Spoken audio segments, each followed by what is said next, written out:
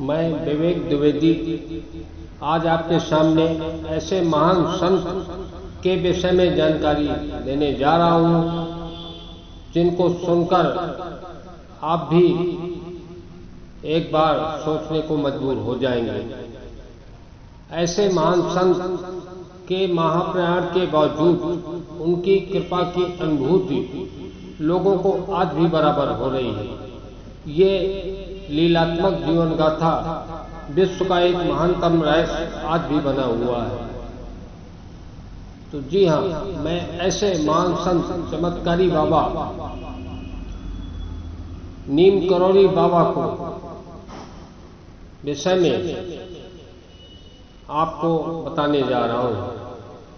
नीम करौरी बाबा को 20वीं शताब्दी का सबसे महान संतों में माना जाता है। एप्पल व फेसबुक के संस्थापकों को राय दिखाने वाले बाबा पश्चिमी देशों में भारत की विरासत का प्रतिनिधित्व करते हैं। उनके प्रमुख आश्रम कैची धाम जो नैनीताल में स्थित है, आज भी जहां न केवल देशवासियों को वरन दुनिया को प्रसन्न और खुशहाल बनने का रास्ता मिलता है, वहीं दूसरी ओर प्राचीन सनातन धर्म की संस्कृत का भी प्रचार प्रसार होता है। नीम करौली बाबा का जन्म उत्तर प्रदेश के फिरोजाबाद आगरा जिले के ग्राम अकबरपुर के एक ब्राह्मण परिवार में हुआ था। माना जाता है कि दुर्गा प्रसाद शर्मा के पुत्र लक्ष्मी नारायण बाबा का जन्म 1900 के आसपास हुआ होगा। महज 11 वर्ष की उम्र में ही बाबा की शादी करा दी गई थी। बाद में उन्होंने घर छोड़ दिया। माना जाता है कि उन्हें 17 वर्ष की उम्र में ज्ञान की प्राप्ति हो गई थी। घर छोड़ने के 10 वर्ष बाद उनके पिता ने उन्हें घर लौटने व वैवाहिक जीवन जीने का आदेश दिया। वे घर लौट आए। कालांतर में उनके 2 पुत्र व 1 पुत्री उत्पन्न हुए। गृहस्थ जीवन के बाद भी उनका जीवन सामाजिक कार्यों में व्यस्त रहता था। जानकारी के अनुसार उत्तर प्रदेश के जिला फर्रुखाबाद के ग्राम नीम करौरी बाबा की 18 वर्ष तक साधना स्थली रही। इसी कारण उनका नाम नीम करौरी के नाम से विख्यात हुआ। हालांकि जहां जहां उन्होंने प्रवास किया, उनकी अलौकिक क्रियाओं से बाबा के नाम बदलते गए। उन्हें लक्ष्मण दास, हंडी वाला बाबा, तिकोनिया, तलैया वाले बाबा व चमत्कारी बाबा के नाम से भी जाना गया है। बताया गया है कि वर्ष 1935 के पश्चात बाबा नीम करौरी से किला घाट फतेहगढ़ में गंगा के किनारे प्रवास किया। यहाँ पर उन्होंने गाय भी पाली और उस क्षेत्र में ज्यादा लोकप्रिय होने के बाद वहाँ से भी अंतर्ध्यान हो गए। चौथी दशक में कैची धाम आने के पूर्व आप कहाँ कहाँ गए, क्या क्या लीलाएं भक्तों को देखने को मिली, उसका वर्णन संभव नहीं है। लेकिन ये अवश्य देखने में आया कि बाबा की मान्यता नैनीताल, हल्द्वानी, बरेली, अल्मोड़ा, लखनऊ, कानपुर, वृंदावन, इलाहाबाद, दिल्ली, शिमला व चेन्नई आदि छोटे बड़े शहरों में बढ़ती गई। सभी वर्ग, जाति और संप्रदाय के लोग उनके आराध्य होते चले गए। इसी दौरान हनुमान के परम उपासक बाबा ने करीब 160 हनुमान मंदिरों की स्थापना कराई, जिसमें नैनीताल का कैची धाम, शिमला का संकट मोचक हनुमान मंदिर, कानपुर में पनकी का हनुमान मंदिर, संकट मोचक मंदिर लखनऊ व वृंदावन आश्रम आदि प्रमुख है। अमेरिका के टेक्सास में भी मंदिर है, जिसे बाबा के एक भक्त ने बनवाया था। नीम करौरी बाबा को सन 1960 के दशक में अंतर्राष्ट्रीय पहचान मिली। उस समय एक अमेरिकी भक्त डॉक्टर रिचर्ड एल्पर्ट, जिनका नाम बाबा ने रामदास रखा था, उन्होंने एक किताब लिखी जिसमें बाबा के चमत्कारों का उल्लेख किया गया था। इसके बाद पश्चिमी देशों से लोग उनके दर्शन व आशीर्वाद लेने को भारत आने लगे। बाबा ने अपने जीवन के आखिरी दशक में 24 मई 1962 में उत्तराखंड की वादियों में बसे दिव्य स्थल कैची धाम नैनीताल में अपने पावन चरण रखे। उन्होंने यहाँ 15 जून 1964 को कैची धाम में हनुमान जी की मूर्ति की स्थापना कराई। तभी से यहाँ प्रतिवर्ष इसी तारीख को विशाल भंडारे का आयोजन होता है, जिसमें देश विदेश के लाखों लोग शामिल होते हैं। मान्यता है कि कैची धाम से कोई भी खाली हाथ नहीं लौटता है। बाबा की कृपा से भक्तजनों के बिगड़े काम बन जाते हैं।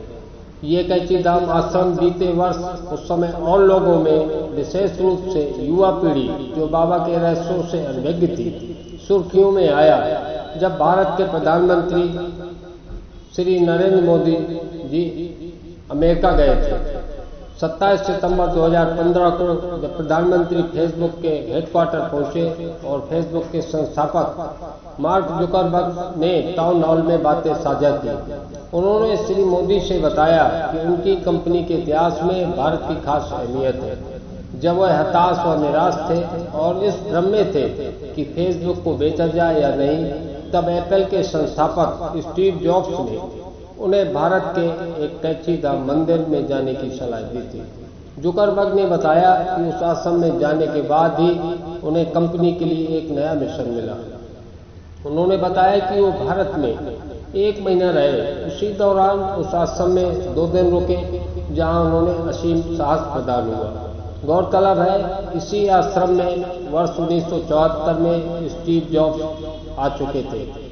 हॉलीवुड अभिनेत्री जूलिया रॉबर्ट्स भी एक बार यहाँ आ चुकी हैं। इसके अलावा बाबा के जीवन काल के समय ग्रामीण और मध्यम वर्ग के साथ ही प्रतिष्ठित वर्ग भी उनके मुरीद होते गए, जिनमें राष्ट्रपति वीवी गिरी, उपराष्ट्रपति गोपाल स्वरूप पाठक, राज्यपाल कन्हैया लाल लाल मुंशी, उपराज्यपाल भगवान सहाय, न्यायमूर्ति वासुदेव मुखर्जी, जुगल किशोर बिरला, सुमित्रा नंदन पंत, अंग्रेज जनरल मकन्ना, अमेरिका के डॉक्टर रिचर्ड एल्बर्ट आदि लोग उनके भक्त होते चले गए।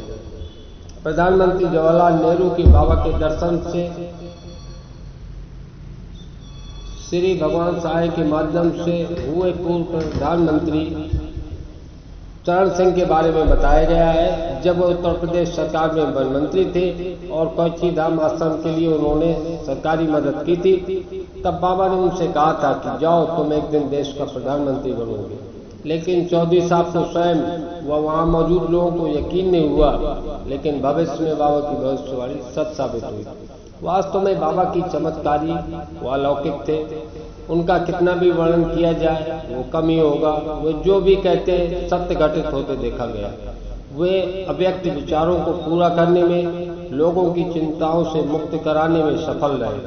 11 सितंबर 1973 में अनंत चतुर्दशी की रात में 1:15 पर अपनी पूर्व निर्धारित योजनानुसार बाबा ने भक्तगणों से दूर रामकृष्ण मिशन अस्पताल वृंदावन उत्तर प्रदेश में स्वेच्छा से हृदय गति रोककर शरीर त्याग दिया।